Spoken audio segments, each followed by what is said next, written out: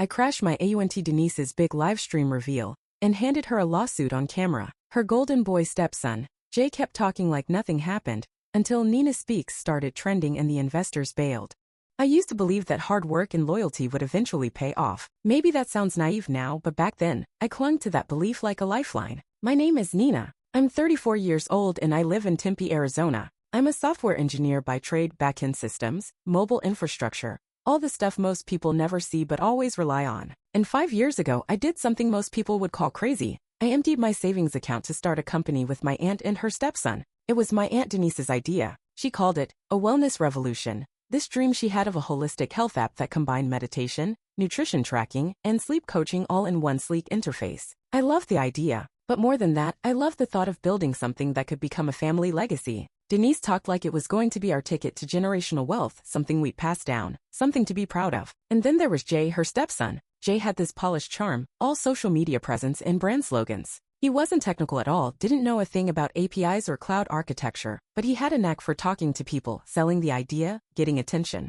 Denise said he'd be the face of the brand and I'd be the engine. That was fine by me. I never cared about the spotlight. I just wanted to build something that mattered. I freelanced nonstop that first year, just to keep cash flowing while I worked nights on the app. 14-hour days were normal. I gave up vacations, stopped dating, barely saw my friends. I coded through migraines and chest-tightening stress because I believed in what we were doing. I covered our AWS costs, paid for the branding firm we couldn't afford, even floated Jay's flights when he said he was meeting potential partners. Denise always promised, once we scale, we'll split ownership evenly, a third each. She said it like gospel and I clung to those words like a mantra. A third each. It didn't matter that everything was in my name. It didn't matter that my bank account was in freefall. We were family. Except the longer we worked, the clearer the cracks became. Jay barely touched a keyboard. He showed up for photo shoots and gave interviews where he said things like, "Our mission is emotional sustainability." What the hell does that even mean? Meanwhile, I was debugging memory leaks at 2 in the morning, fixing user complaints on Sundays, and trying to keep the app from crashing every time we had a viral post. Still, I convinced myself it was fine.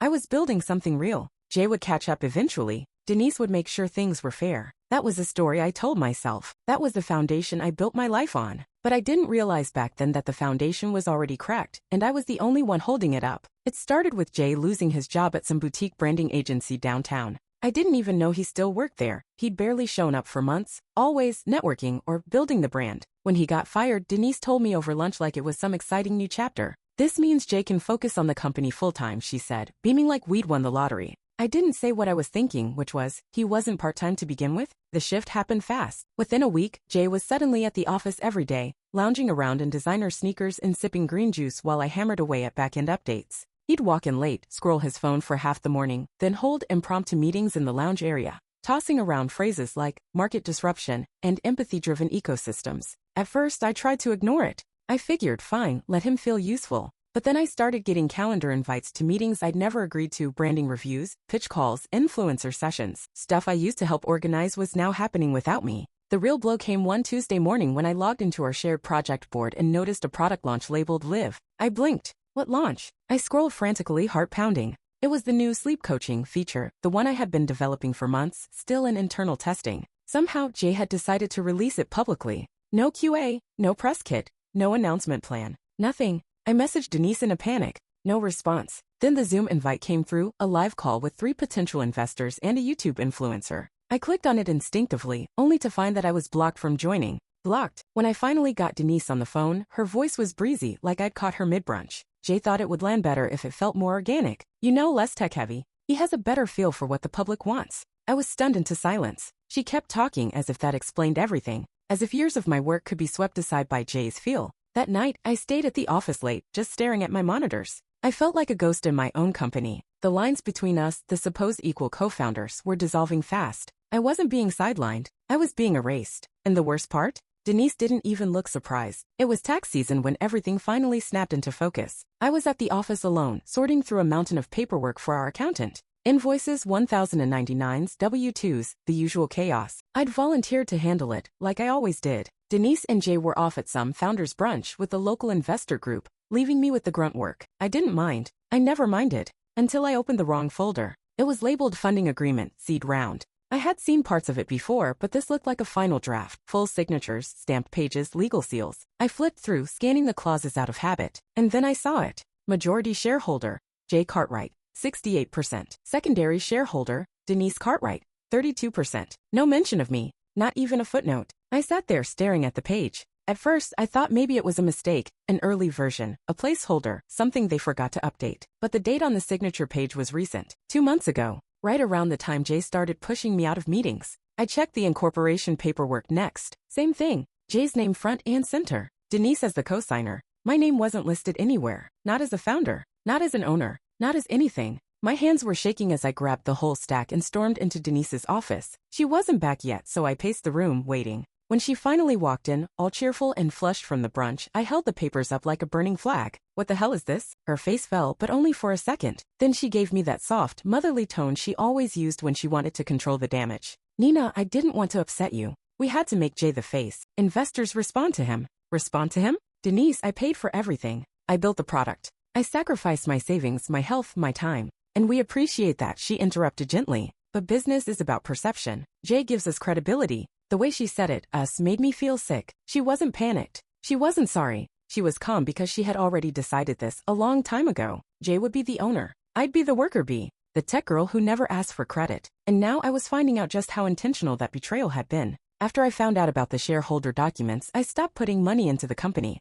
It wasn't some grand decision, just a quiet refusal. I stopped paying for our marketing platform, stopped covering the Slack subscription, stopped renewing tools we didn't even use anymore. I didn't announce it. I just stepped back. At first, no one noticed. Then the cracks began to show. Our web hosting went down for 3 hours one morning and Denise called me in a panic. Can you check what's going on with the server? She asked, like everything was normal. I told her it was overdue and that I wasn't paying for it anymore. There was a long pause. What do you mean? I mean I'm not funding this company by myself anymore. Especially not a company I don't legally own. She didn't respond, just sighed and hung up. 2 days later, Jay sent out an internal email to the whole team. Subject line, project delays and structural concerns. It was full of vague corporate lingo, misaligned priorities, resource bottlenecks, team-wide accountability. But the subtext was clear. It was about me. A few days after that, I noticed the mood shift in our group chat. People stopped tagging me in updates. I'd respond to questions and get nothing back. Even our designer, who used to DM me gifts at midnight when we were both still working, went quiet. I felt like a ghost in the house I built. Then Denise cornered me one afternoon at the office. Her arms were cross-tied against her chest.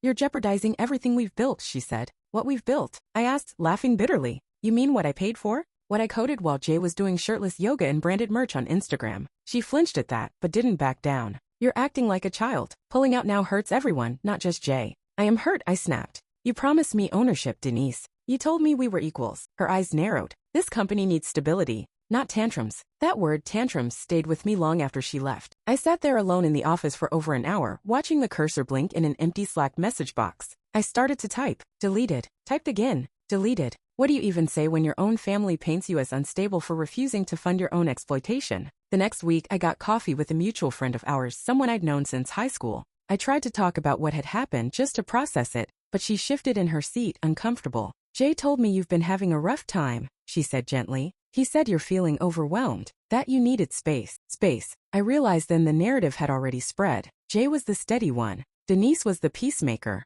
I was the bitter ex-partner, too emotional to handle success. I walked home that night wondering if I'd lost everything. Not just the company, but the people around it, the support, the belief, even my own clarity. Because when everyone around you repeats the same lie long enough, you start to question your own truth. The email came late one night, tucked between newsletters and junk mail. Subject line, you deserve to know the truth. No sender name, just a Gmail address I didn't recognize. I almost deleted it, assuming it was spam, until I saw the first line of the message. Jay isn't actually related to your aunt. Not by blood. Not even legally. My heart dropped. I read it 3 times before I even moved. The rest of the message was short, barely a paragraph. He was a foster kid Denise took in years ago. It wasn't official. No adoption. She just kept him around. People assumed and she let them. He knew the truth, but you didn't. Thought you should. There was no name at the bottom, just a line that read, you didn't deserve what they did to you. A friend. First, I thought it had to be a mistake. A joke. Some disgruntled contractor trying to stir up drama.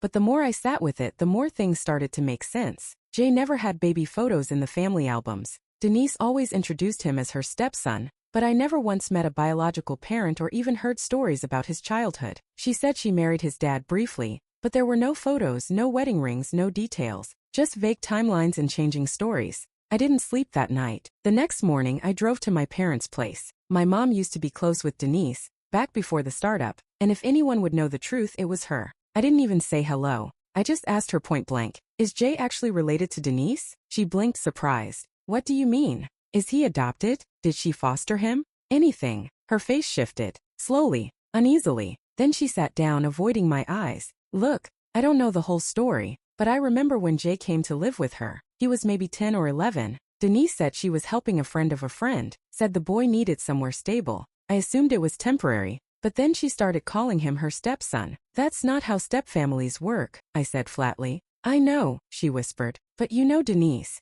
She always liked to frame things, market things, sell things. That's when it hit me. The whole company had been branded around this story. Our multi-generational family-run wellness mission. Jay as the face, Denise as the mentor, me as the tech visionary niece. It was all a carefully arranged image, a crafted narrative, and Jay knew the truth the entire time. He wasn't part of the family, not by law, not by blood, but he let me believe it. Let me pour my life into this thing under the illusion that we were building it for all of us. He let me believe we were equals, but I wasn't a partner. I was just a prop. I didn't plan the confrontation. I didn't write a speech or think about the optics. I just woke up one morning, packed a folder 2 inches thick with receipts, contracts, email printouts, and wire transfer confirmations, and walked straight into our Monday leadership meeting like I still owned the room. Jay was already there, wearing a lavender hoodie and talking to the social media manager about hashtags. Denise sat beside him, typing on her tablet like she was reviewing important data, probably brunch reservations. They both looked up when I walked in.